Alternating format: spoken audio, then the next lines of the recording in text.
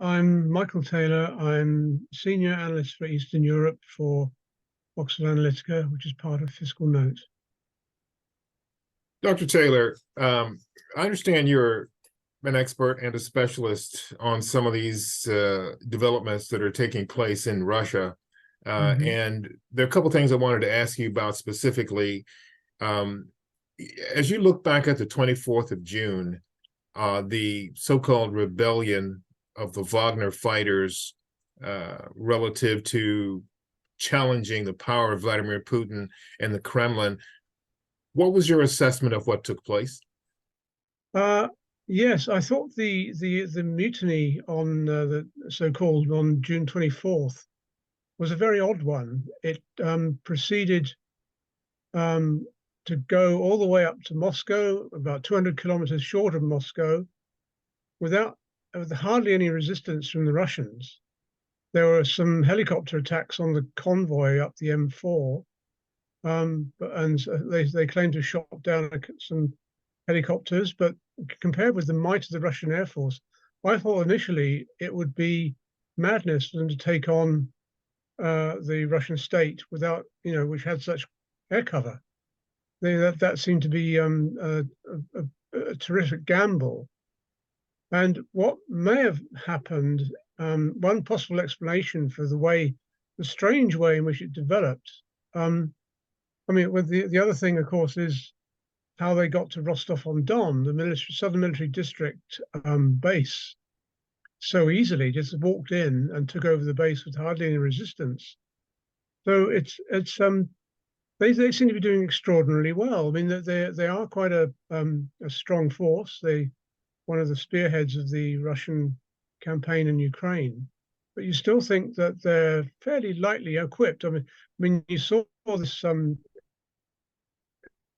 image of a tank on a tank transporter speeding up the motorway, but you just thought taking on the might of Russia, the Russian army, Russian Air Force, with basically a fairly lightly equipped military mercenary force, just seemed a terrific gamble. So what do you think is going on here? Because now we've learned today that supposedly after that whole march for justice, as Yevgeny Prigozhin put it, they had a meeting with Vladimir Putin. And as well as most folks who follow Russian events, and certainly Vladimir Putin, anybody that challenges him or crosses him typically doesn't survive. But having a meeting like this, it just adds to the intrigue as far as I'm concerned. But what's your view on that? Exactly. Again, it's he was very forthright on the morning of the coup. He was saying this was treason, a stab in the back, and the people would be punished. And then at the end of the day, it's all resolved peacefully. There's a deal which is mediated by President Lukashenko of Belarus, which seems like a terrific climb down by Putin. You think that his strongman image is, you'd have thought he would strike hard at these forces and humiliate them. If anything, he comes out humiliated himself because he's sort of made concessions to them. He's given them an out to Belarus, but apparently, though, that doesn't seem to have been taken up.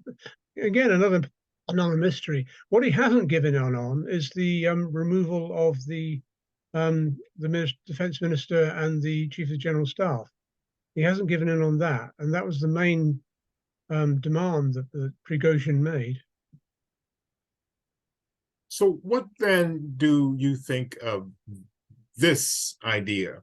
A couple of people, including some Ukrainian Ministry of Defense officials I've spoken to, said very early on, this looked like a trick to them. Based on what you've heard since then, do you think that holds water? Possibly. I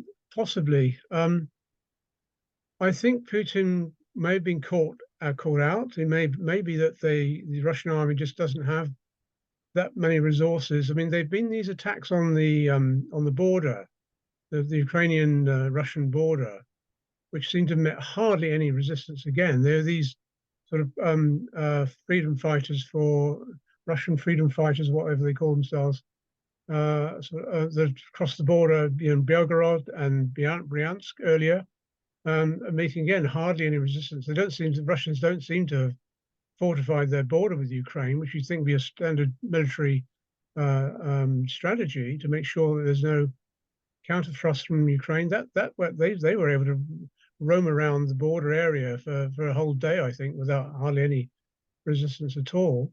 You wonder whether perhaps the Russians have got such a problem in Ukraine. They're running out of resources. They're running out of usable troops, and they're all in Ukraine. And they were caught out by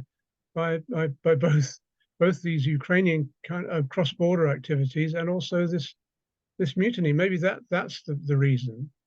I think the mutiny probably did end with Lukashenko's mediation. I think you're thinking from Prigozhin's point of view, this was an act of desperation. It was an act of madness. He was sort of put into a corner by this defense ministry threat to take his troops away from him by making them sign contracts with the defense ministry. And possibly that may well affect his other business interests as well, because he has mercenaries in Africa where they've managed to get hold of some local resources. So maybe he was thinking, I'm being forced into a corner here and I've got to do something. He made it clear it wasn't actually a coup. It was called a coup at the time, but I don't think it really was a coup. But I don't think in the end it was, if he really thought that Putin was going to give in and say, yes, of course, I'll sack these Shoigu and Gerasimov, the two leading generals, and let you have what you want. I don't think that was ever very likely. So I think on Prigozhin's point of view, it was an act of desperation. He wasn't really thinking very straight. And I think as soon as he could then start negotiating, thanks to Lukashenko, the Belarusian president, I think he then thought better of it and thought, I'll climb down on this. But it's interesting that Putin himself went along with that. And you can see that he wanted to avoid, there would be a bloodshed in Moscow if there had been, if the mercenaries had continued all the way to Moscow. That would have ended pretty badly, whatever happened. So maybe he let him off the hook as well. Whether the whole thing's a stunt, I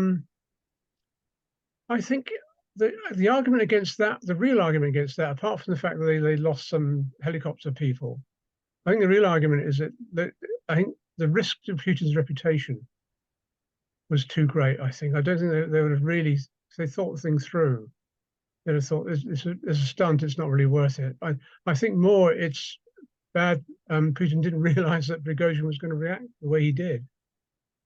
But what about Putin's reputation? Because this did happen, and there are people talking about the fact that Putin let him get away with it. What about his reputation? Yeah, I think his strongman image is damaged. It's almost like a taboo has been broken, that Putin is so powerful that nobody can dare take him on. I think he's still quite formidable, but the thing I think he risks is that somebody can think, well, Prigozhin got quite close, maybe I can do it as well. I think another thing to look at is the fact that people seem to be sitting on the fence. I mean, again, part of this lack of reaction, again, another explanation for that, which is quite plausible, is that nobody really wanted to come down off the fence and look and see how this is going to turn out, and therefore, who do I end up taking up sides with? Which doesn't say much for Putin's strength of his regime. Okay, one more question for you, Dr. Taylor. What now?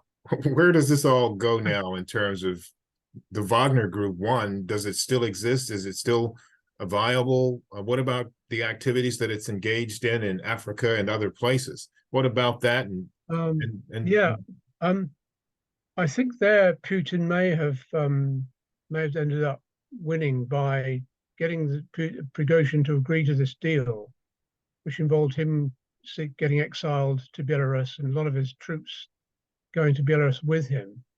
That doesn't seem to be happening. He himself appears to be moving quite freely all around the Belarus-Russia area in his private jet, if he's actually on board it. His private jet is making quite a lot of movements inside Russia and back and forth to Minsk.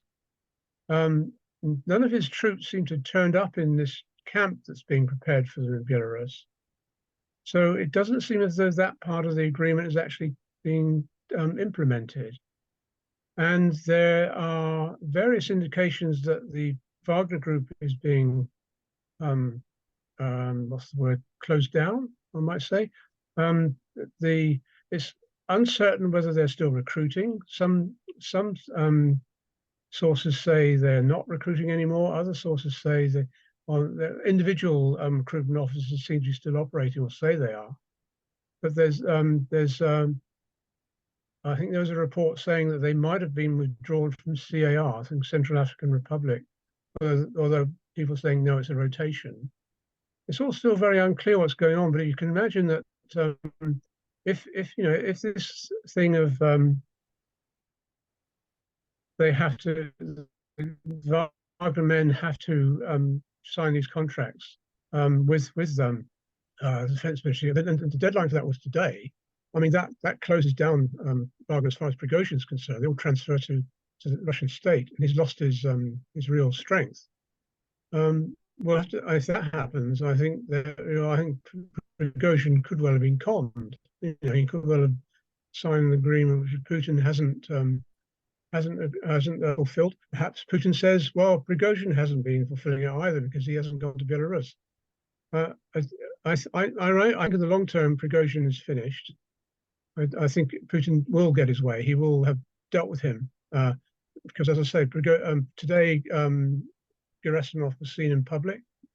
Shoigu has been seen in public. I mean, they haven't been replaced. So Prigozhin's lost is the big thing he really wanted to do, which is to change the army leadership. So it looks as if Putin has come out on top, possibly swindling Prigozhin by not fulfilling the agreement. If there was, that's all again very unclear. I mean, so much of this is unclear. So much of this is kind of various reports which we either believe or we don't. So. But I think in the end, Putin's come out on top. But I do think he's weakened. I think there's a precedent that's been set. Well, let me ask just one more thing, and I just need a very brief answer for this, if you can. How does all of this impact the war in Ukraine?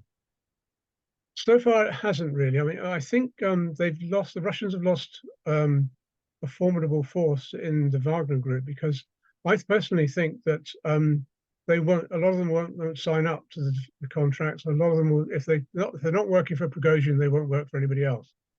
And I think some of them can't because they were involved in the mutiny, so they can't really.